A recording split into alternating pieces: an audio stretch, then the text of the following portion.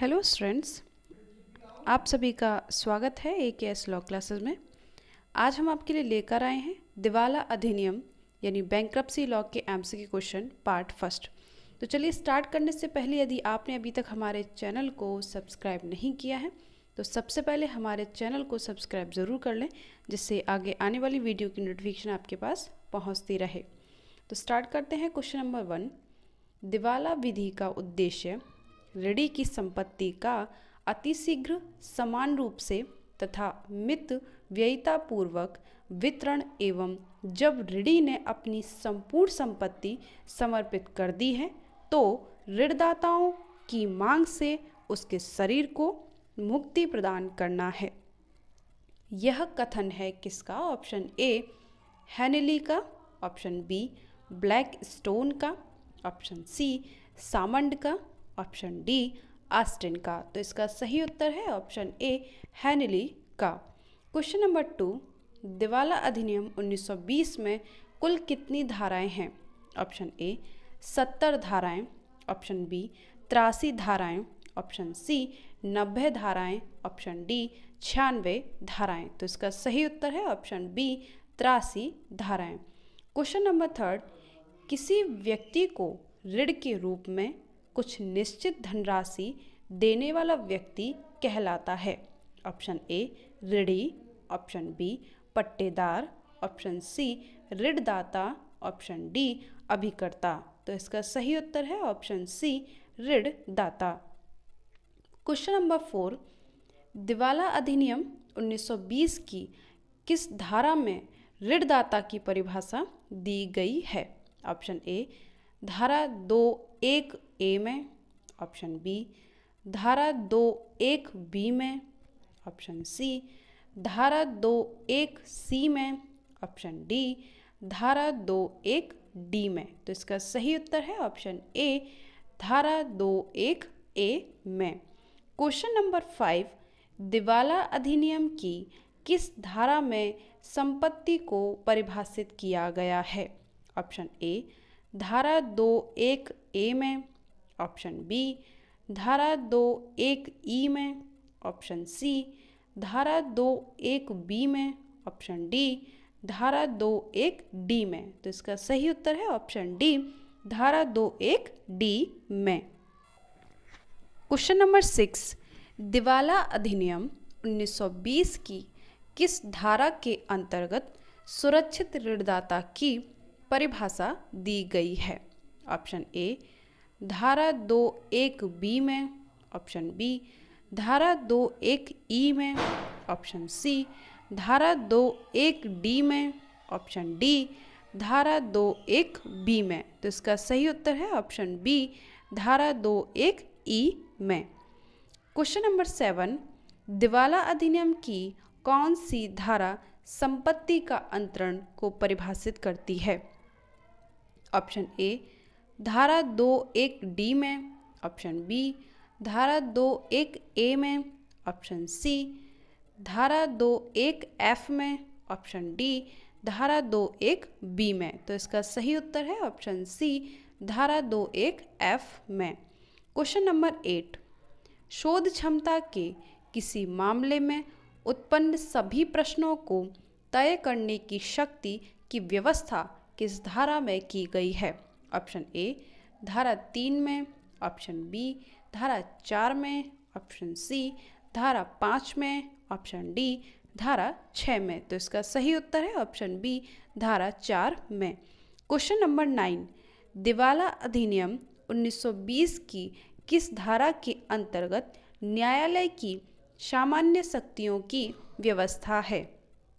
Option A धारा 8 में, option B धारा 7 में, ऑप्शन सी धारा 6 में, ऑप्शन डी धारा 5 में। तो इसका सही उत्तर है ऑप्शन डी धारा 5 में। Question number 10। किन किन व्यक्तियों को दिवालिया घोषित किया जा सकता है? ऑप्शन ए व्यक्ति, option B firm, option C A तथा बी दोनों, ऑप्शन डी उपरोक्त में से कोई नहीं। तो इसका सही उत्तर है ऑप्शन सी ए तथा बी दोनों। Question number 11। किन व्यक्तियों को दिवालिया घोषित नहीं किया जा सकता। ऑप्शन ए उन्मादी या पागल, option B company, option C संयुक्त हिंदू परिवार का अवयस्क सदस्य, ऑप्शन डी उपरोक्त सभी। तो इसका सही उत्तर है ऑप्शन डी उपरोक्त सभी। क्वेश्चन नंबर 12, प्रांतीय दिवाला अधिनियम 1920 की कौन सी धारा दिवाला न्यायालय को दिवाला मामलों के अधिनिर्णित करने की शक्ति प्रदान करती है? ऑप्शन ए धारा 5, ऑप्शन बी धारा 7, ऑप्शन सी धारा 4, ऑप्शन डी धारा 10। तो इसका सही उत्तर है ऑप्शन बी धारा 7।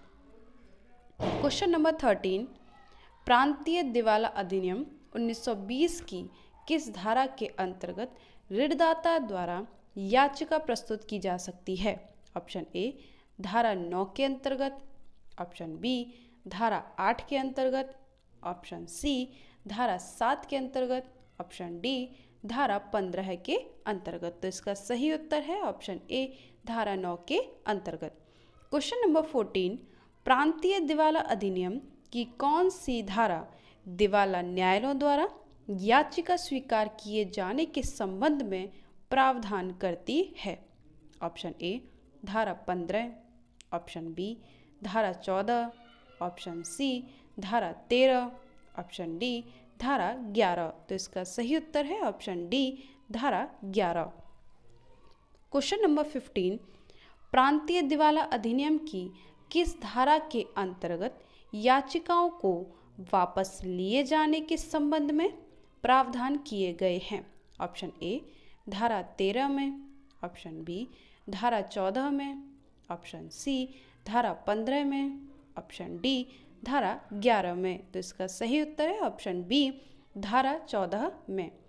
क्वेश्चन नंबर 16, अधिनियम की धारा संबंधित है किससे? ऑप्शन ए दिवाला याचिका की अंतर्वस्तु से, ऑप्शन बी याचिका का वापस लेने से, ऑप्शन सी याचिकाओं का एकत्रीकरण से, ऑप्शन डी उपरोक्त में से कोई नहीं। तो इसका सही उत्तर है ऑप्शन सी याचिकाओं का एकत्रीकरण से। क्वेश्चन नंबर 17, एक ऋणी व्यक्ति किसी परिस्थिति में स्वयं दिवालिया याचिका प्रस्तुत कर सकता है? ऑप्शन ए ऋण की राशि, ऑप्शन बी किसी न्यायालय द्वारा धन डिक्री के प्रवर्तन में धन के भुगतान के संबंध में उसे गिरफ्तार और कारावासित हो, या ऑप्शन सी ऐसा किसी डिक्री के प्रवर्तन में उसकी संपत्ति को संप्रहत करने आदेश पारित किया गया हो। ऑप्शन डी उपरोक्त सभी। तो इसका सही उत्तर है ऑप्शन डी उपरोक्त सभी। क्वेश्चन नंबर 18, प्रांतीय दिवाला अधिनियम की कौन सी धारा न्यायालय को अधिकृत करती है कि वह न्यायालय में ऋणी की मृत्यु के बाद भी दिवाला कार्यवाही जारी रखे? ऑप्शन ए धारा 25, ऑप्शन बी धारा 17, ऑप्शन सी धारा 15, ऑप्शन डी धारा 16। तो इसका सही उत्तर है ऑप्शन बी धारा 17। क्वेश्चन नंबर 19, प्रांतीय दिवाला अधिनियम की किस धारा में एक ऋणी के कर्तव्यों का उल्लेख किया गया है? ऑप्शन ए धारा 22 में, ऑप्शन बी धारा 21 में, ऑप्शन सी धारा 20 में, ऑप्शन डी धारा 19 में। तो इसका सही उत्तर है ऑप्शन ए धारा 22 में। क्वेश्चन नंबर 20, प्रांतीय दिवाला अधिनियम की किस धारा में ऋणी की मुक्ति संबंधी प्रावधान दिए गए हैं? ऑप्शन ए धारा 14 में, ऑप्शन बी धारा 12 में, ऑप्शन सी धारा 23 में, ऑप्शन डी धारा 10 में। तो इसका सही उत्तर है ऑप्शन सी धारा 23 में। क्वेश्चन नंबर 21, प्रांतीय दिवाला अधिनियम की किस धारा के अंतर्गत ऋणदाता की दिवाला याचिका न्यायालय द्वारा खारिज कर दी जाती है? ऑप्शन ए धारा 22 के अंतर्गत, ऑप्शन बी धारा 25 के अंतर्गत, ऑप्शन सी धारा 19 के अंतर्गत, ऑप्शन डी धारा 17 के अंतर्गत। तो इसका सही उत्तर है ऑप्शन बी धारा 25 के अंतर्गत। क्वेश्चन नंबर 22, प्रांतीय दिवाला अधिनियम की धारा 27 संबंधित है किससे? ऑप्शन ए अधिनिर्णय का आदेश से, ऑप्शन बी अधिनिर्णय के आदेश के प्रभाव से, ऑप्शन सी याचिका की सुनवाई की प्रक्रिया से, ऑप्शन डी उपरोक्त में से कोई नहीं। तो इसका सही उत्तर है ऑप्शन ए अधिनिर्णय का आदेश से। क्वेश्चन नंबर 23, प्रांतीय दिवाला अधिनियम की कौन सी धारा अधिनिर्णय के आदेश के प्रकाशन से संबंधित है? ऑप्शन ए धारा 23, ऑप्शन बी धारा 17, ऑप्शन सी धारा 28, ऑप्शन डी धारा 30। तो इसका सही उत्तर है ऑप्शन डी धारा 30। क्वेश्चन नंबर 24, प्रांतीय दिवाला अधिनियम की कौन सी धारा उन परिस्थितियों का प्रावधान करती है जिनके अंतर्गत दिवाला न्यायालय अधिनिर्णय के आदेश को शून्य घोषित कर सकता है? ऑप्शन ए धारा 31, ऑप्शन बी धारा 35, ऑप्शन सी धारा 28, ऑप्शन डी धारा 22। तो इसका सही उत्तर है ऑप्शन बी धारा 35। क्वेश्चन नंबर 25, प्रांतीय दिवाला अधिनियम की कौन सी धारा में संरक्षण आदेश का प्रावधान किया गया है? ऑप्शन ए धारा 31 में, ऑप्शन बी धारा 32 में, ऑप्शन सी धारा 33 में, ऑप्शन डी धारा 20 में। तो इसका सही उत्तर है ऑप्शन ए धारा 31 में। क्वेश्चन नंबर 26, प्रांतीय दिवाला अधिनियम की धारा 41 प्रावधान करती है क्या? ऑप्शन ए न्यायालय द्वारा जांच से, ऑप्शन बी दिवालिया की उन्मुक्ति से, ऑप्शन सी उन्मुक्ति का आदेश का प्रभाव, ऑप्शन डी उपरोक्त में से कोई नहीं। तो इसका सही उत्तर है ऑप्शन बी दिवालिया की उन्मुक्ति से। क्वेश्चन नंबर 27, प्रांतीय दिवाला अधिनियम की कौन सी धारा में न्यायालय द्वारा एक दिवालिया घोषित व्यक्ति के उन्मुक्ति के आदेश को प्रभावों का वर्णन किया गया है? ऑप्शन ए धारा 44 में, ऑप्शन बी धारा 43 में, ऑप्शन सी धारा 41 में, ऑप्शन डी धारा 28 में। तो इसका सही उत्तर है ऑप्शन ए धारा 44 में। क्वेश्चन नंबर 28, प्रांतीय दिवाला अधिनियम की धारा 48 संबंधित है किससे? ऑप्शन ए ब्याज के भुगतान के लिए प्रावधान से, ऑप्शन बी ऋण को सिद्ध करने की प्रक्रिया से, ऑप्शन सी पूर्व समव्यवहारों पर दिवालियापन का प्रभाव, ऑप्शन डी उपरोक्त में से कोई नहीं। तो इसका सही उत्तर है ऑप्शन ए ब्याज के भुगतान के लिए प्रावधान से। क्वेश्चन नंबर 29, प्रांतीय दिवाला अधिनियम की किस धारा में रिसीवर की नियुक्ति के प्रावधान किए गए हैं? ऑप्शन ए धारा 53 में, ऑप्शन बी धारा 55 में, ऑप्शन सी धारा 56 में, ऑप्शन डी धारा 51 में। तो इसका सही उत्तर है ऑप्शन सी धारा 56 में।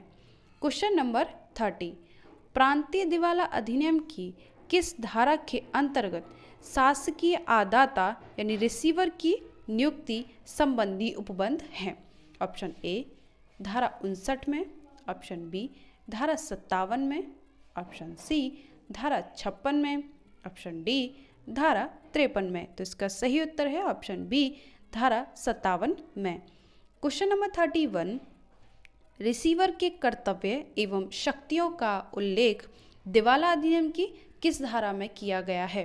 ऑप्शन ए धारा 61 में, ऑप्शन बी धारा 60 में, ऑप्शन सी धारा 59 में, ऑप्शन डी धारा 56 में। तो इसका सही उत्तर है ऑप्शन सी धारा 59 में। तो बैंक्रप्सी के हमने फर्स्ट पार्ट में टोटल 31 क्वेश्चन को सॉल्व कर लिया है। अर्ली मॉर्निंग भी आपके लिए एक पार्ट लेकर के आएंगे। एग्ज़ाम से पहले उस पार्ट का भी अच्छे से रिवीजन करके जाएं, इस पार्ट को भी अच्छे से रिवीजन करें। और हमें उम्मीद है आपको ये वीडियो पसंद आई होगी। एग्ज़ाम में क्वेश्चन आ भी रहे होंगे। आप हमारी वीडियो को लाइक करें, शेयर करें, सब्सक्राइब करें। Thank you so much.